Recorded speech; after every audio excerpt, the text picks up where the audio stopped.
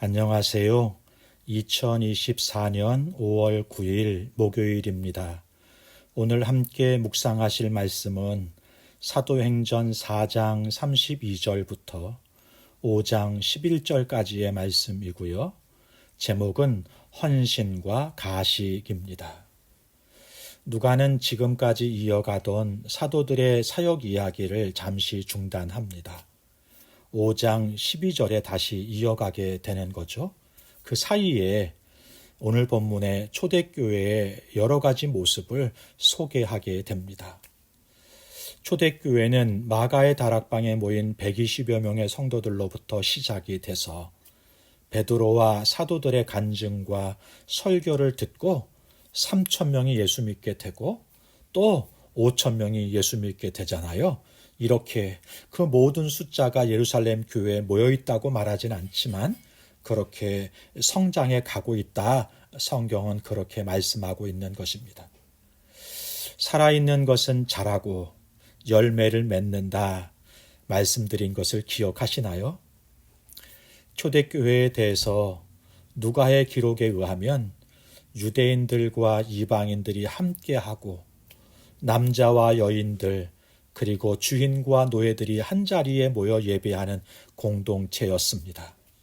신분과 나이와 남녀의 차별이 없이 모두가 함께 한 마음으로 만들어가는 공동체였다는 것이죠.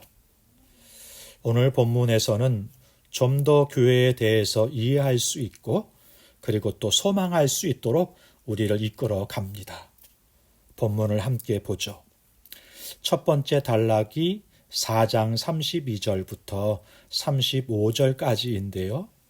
예루살렘 교회의 나눔에 대해서 말씀해 줍니다. 누가는 2장에서도요. 초대교회의 경제적인 나눔에 대해서 이야기했었는데 4장에서 다시 한번 말씀하고 있는 것이죠. 2장에서는요.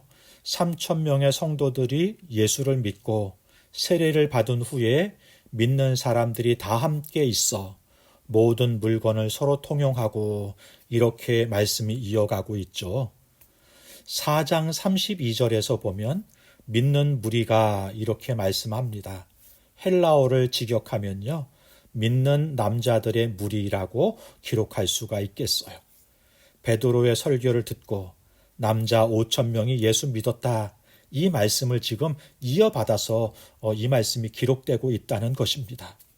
그러니까요.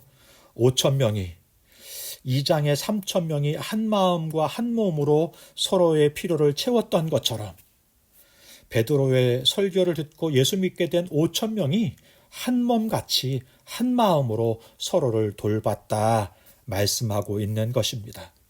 이는 공동체의 나눔이 이렇게 지속적으로 이어져 가고 있다는 말씀이고 성령 충만함으로 이러한 삶이 공동체 가운데 확산되어 있다, 확산되어져 가고 있다라는 것을 보여주는 것입니다.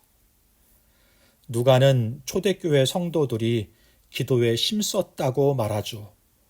기도의 응답으로 성령 충만을 입게 됩니다.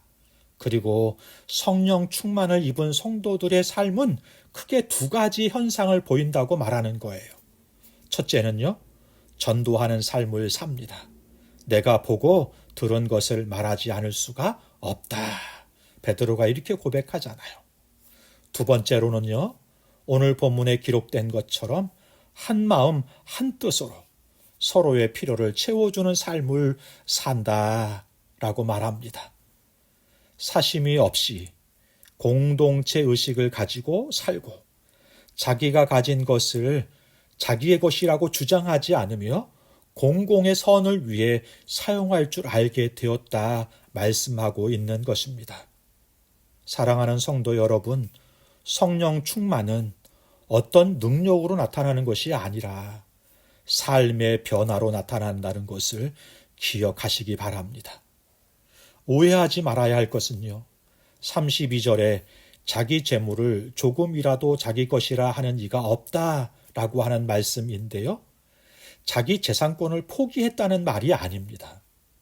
자기 재산권을 유지하면서 누군가의 필요를 위해 자기가 가진 재산을 쓸 수 있도록 했다는 말씀인 것이죠. 겁먹지 마세요. 그러니까 우리 하나님은요, 우리의 재물을 빼앗아 가는 분이 아니고 억지로 헌신하게 하는 분도 아닙니다. 그러나 그 재물에 묶여 살지 않고 나누기를 원하시고 우리가 가진 재물과 능력이 주께로부터 왔음을 알면서 누군가를 위해 사용되는 공공재라는 의식을 가지고 살아가기를 원하신다는 것입니다. 두 번째 단락이 4장 36절부터 5장 11절까지인데요.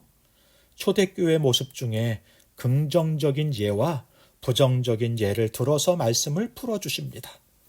먼저 긍정적인 예로 바나바를 소개해 주네요. 바나바는 구브로 출신의 유대인이었어요. 본명은 요셉입니다. 그런데 그의 삶을 지켜보던 사도들이 그를 바나바라 부르게 된 것이에요. 왜냐하면 그는 격려하는 삶을 살았고 위로하고 사람을 세우는 삶을 살았기 때문입니다. 한순간이 아니라 지속적으로 그렇게 살았기에 사도들 눈에 그가 보인 것이죠. 한 사람만 아니라 모든 사도들 그리고 초대교회에 있는 성도들에게 그의 삶이 보이고 드러나게 된 것입니다. 그리하여 사도들이 그를 바나바, 위로의 아들이라 부르게 된 것입니다. 반대로요, 부정적인 예로 아나니아와 삽비라 부부를 소개합니다. 5장 1절은 아나니아라는 이름으로 시작해요. 그러나 원문 성경은 대라는 접속사로 시작이 됩니다. 이것은 이 이야기가 4장과 연결된다는 것을 보여주는 거예요. 아나니아와 삽비라 부부는 바나바가 자기 재산을 팔아 헌신함으로 얻은 명예를 부러워했습니다.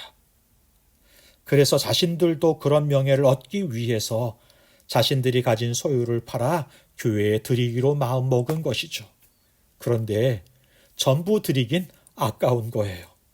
명예는 얻고 싶고 전부 드리긴 아까웠던 것이죠. 그래서 거짓말을 하기로 부부가 작당합니다. 계획적으로 기만하는 행위를 하고 있는 것입니다. 베드로는 그들의 그 가식적인 헌신을 지적해요. 사실 전부를 드리지 않아도 돼요. 우리 주님은 마음을 보시는 분이시니까.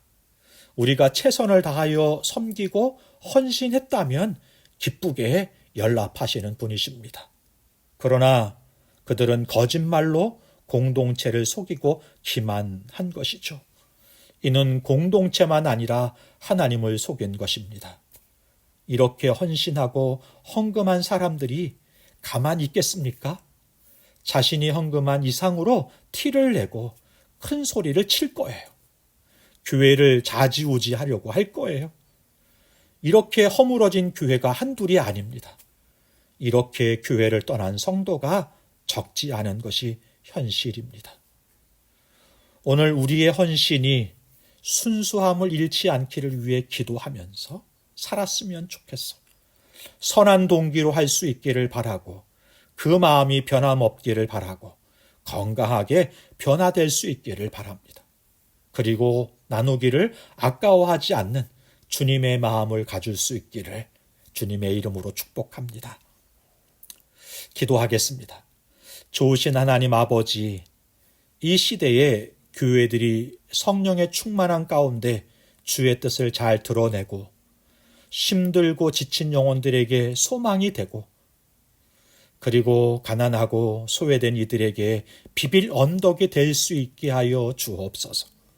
공동체 가운데 속한 지체들이 선한 마음으로 헌신하고 하나님께서 허락하신 것들을 나누고 베풀면서 주님의 나라를 풍성하게 그리고 확장해가는 그런 삶을 살아갈 수 있게 하옵소서. 예수님의 이름으로 기도하옵나이다. 아멘. 감사합니다.